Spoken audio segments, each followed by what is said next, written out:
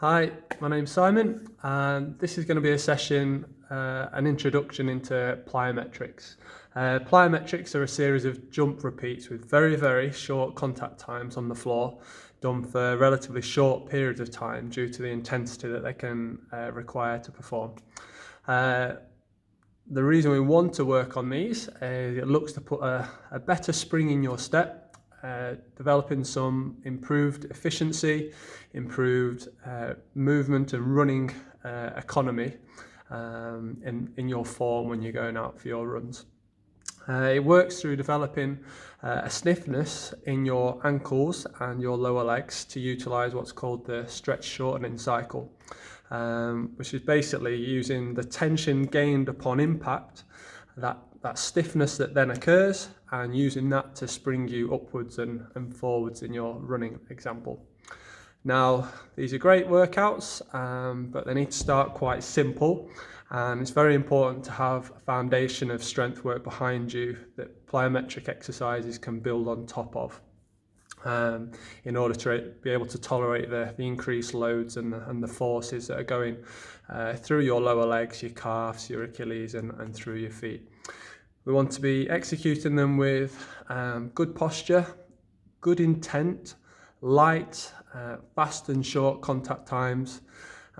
Things to listen out for are how the calves feel like they're reacting, and don't do too much too soon.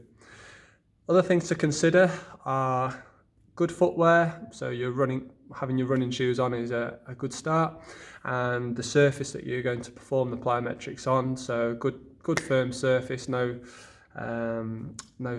slippy floors and no obstacles in the way, obviously. So either outside, just in a space where you warm up prior to your run, or when you get back from your run is a good space, or if you have the luxury of sort of gym studio floor or anything like we have today, then obviously that's a great place as well.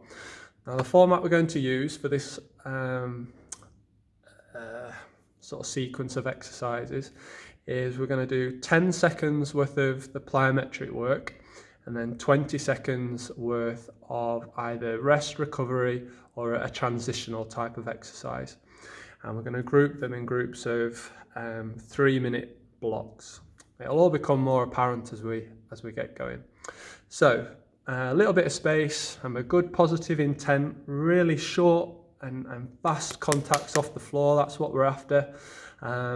Then plyometrics aren't to be confused with just basic jumps exercises, which are more power-based work, where you might do a squat jump, take a moment and then jump again.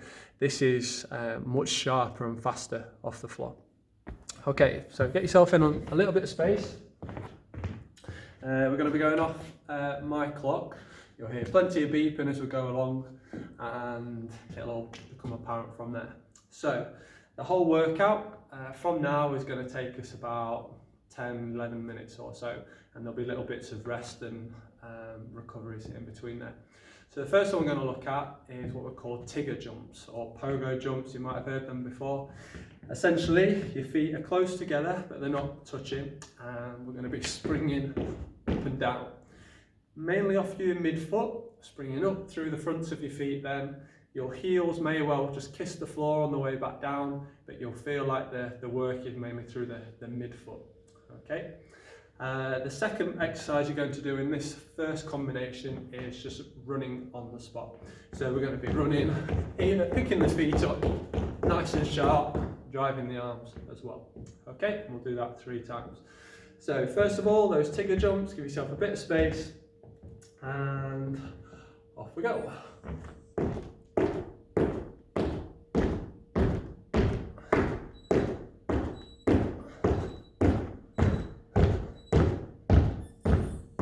Pause, so 20 seconds pause for the moment, and then we're going to do the sprinting on the spot.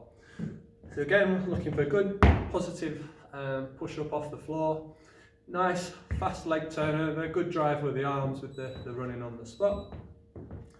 Ready?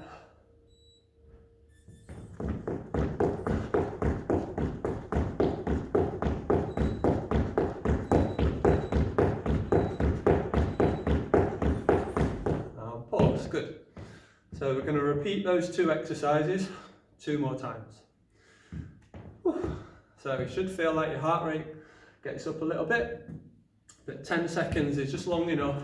You shouldn't feel like your form is going at the end of that little set. Take your jumps.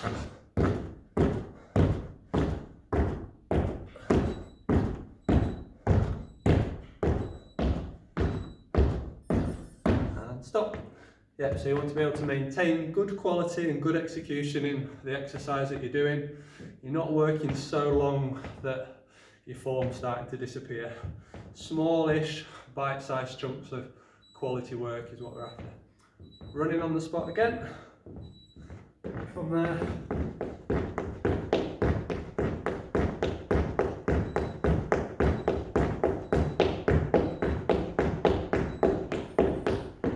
Good. Second set done. One more time through those 2 exercises. I'll do the jumps side on this time.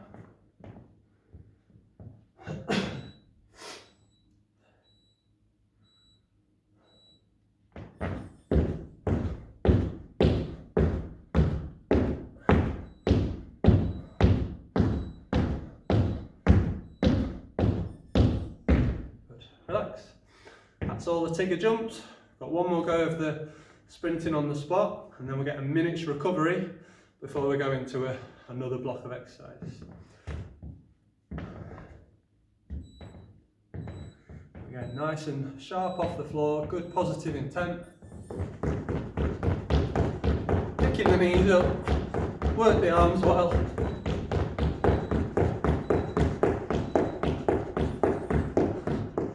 Good. So you're going to have a minute's recovery and then a couple of new exercises. So our next few exercises are going to be hopping on one leg. So it's just going to be simple, hop up and down. At the end of the 10 seconds, you're going to try and hit your landing. We're going to balance until the watch starts beeping again, and we'll change legs and repeat on that side. 3 goes in total on each side, and that'll be 3 minutes. So we've got a little bit more recovery yet. As I mentioned, we'll intersperse the 3 circuits with a minute's recovery in between. The workout part, again, still 10 seconds worth of the plyometric element, 20 seconds of the other part. So, again, just stay loose.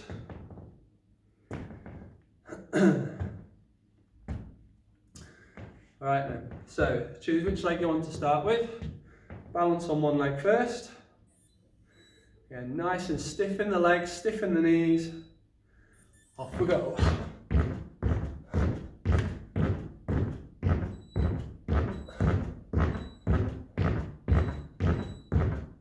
And then hit your landing and just work on balance. Stiffness in the knee, lock out at the hip. Maintain that. Try not to slouch into that hip, get the pelvis level, come up nice and strong and tall. So still a bit of work going on through your feet and ankle. Change over.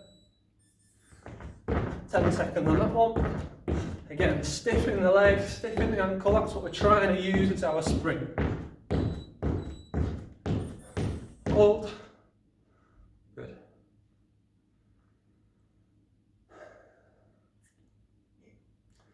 So just maintaining that balance again, we're locked out in your lower body. Changing over for the second set. And we're not squat jumping and bending the knee too much, it's still nice and stiff. Just there. And hold.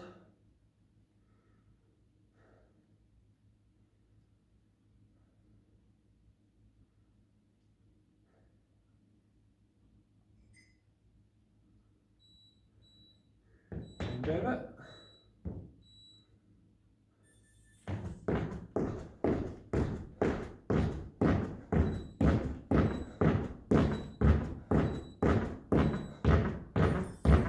Hit the landing.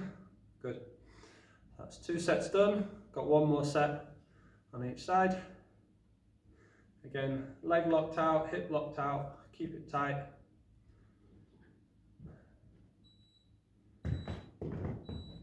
Last time on this side.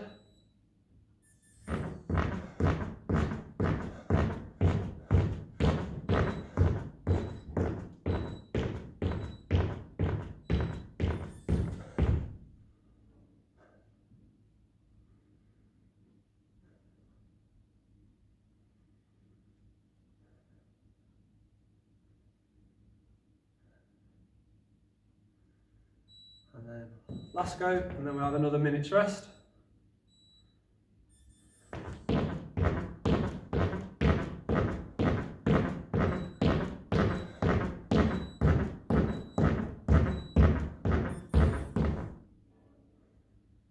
Good, just keep it locked out, just so we've done 3 of both elements.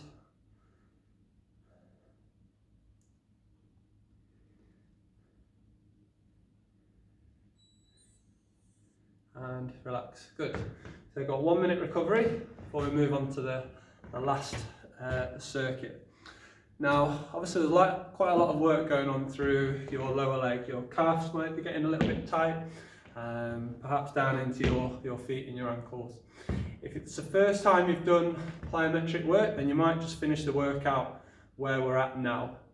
If you've been exposed to them a little bit before or recently, or you've got a good base of strength work behind you, then by all means move on into this 3rd circuit. Otherwise, just spend a couple of weeks just working on the first 2 circuits that we've already done, and allow your body to develop the tolerance and the robustness to the workout and the intensity that we're doing within this. So the last little circuit is a little bit different, predominantly working 2 feet together. So this time you're going to imagine that you're in a square, and we're going to be working around the corners of the square. So the first time round we're going to go one direction, then we're going to pause, and then we're going to come back around the other direction. So when we're ready, alright, so stiff legs, pogo jumps, tigger jumps like the first one, forward side,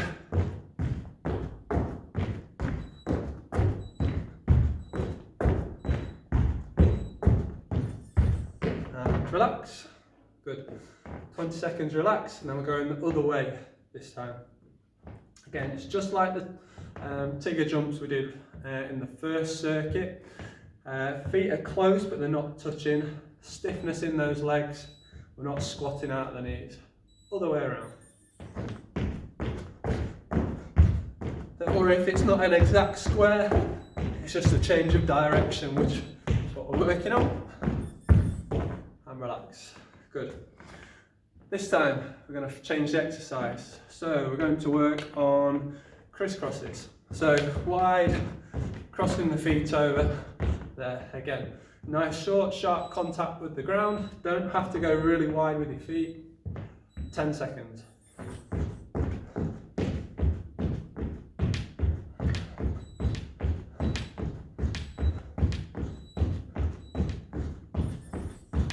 Relax, good. I'm going to repeat that one more time.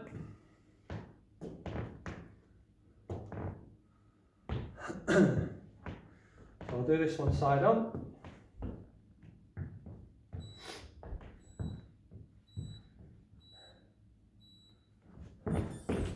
Crisscrossing front and back, just there. Again, mid-foot contact, and relax. So we've got 1 minute left.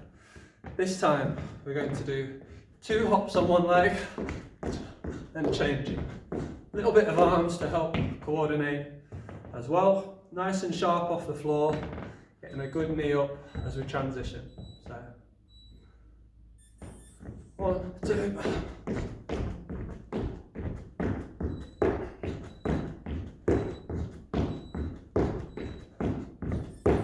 And relax. Final one. Again, I'll start side on again. Still not dipping into those knees, keep the legs nice and stiff.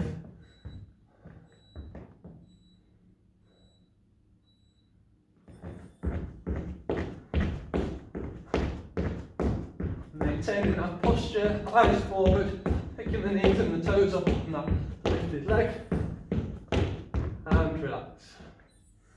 Okay, good. So that's a decent introduction into plyometrics.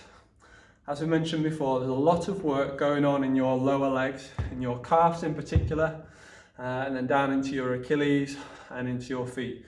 We're trying to develop the stiffness, like putting force into a band. When you stretch that band, you then let go of it, it'll spring forward. We're trying to do that with our lower leg musculature. As you land there with stiffness, you'll spring back up. But that's got an intensity demand to it and can leave sort of calves feeling a little bit tender for a day or so afterwards. Now, as I mentioned a few minutes ago, if you're new to this type of training, don't do all 3 circuits that we've just done there. Perhaps to start with the first one and drop it in at the end of a run or at the end of a strength workout that you've been doing. Perhaps some of our grassroots videos that we've been sort of doing during this lockdown period. Links to them we'll put down in the description page. But those sorts of things, once you get used to them and you build a bit of tolerance, you could do those a couple of times a week. Like I said, tag them onto a run or some of your existing strength work. If you're still a little bit weary or achy from one of these sessions, by the time you're planning to do a second session in the week, then you're not really ready to do that second session. Give it a bit more time. You don't want to feel fatigued going into one of those sessions just because of the intensity demand. Each of the exercises, you might feel like 10 seconds isn't very long and you could do much more and you feel quite springy and they feel like a nice thing to do or a good exercise to do. But don't push the volume. Almost think of it as sort of quitting whilst you're ahead. You don't have to go until fatigue or until sort of the quality of your movement breaks down. So have a play with them. Don't do too much too soon, and make sure you've got that strength base behind you first, and then these will hopefully help you become a more efficient, more springier runner, help you move with better running economy and a bit faster, and hopefully bring about some good results with your running. Okay, thanks.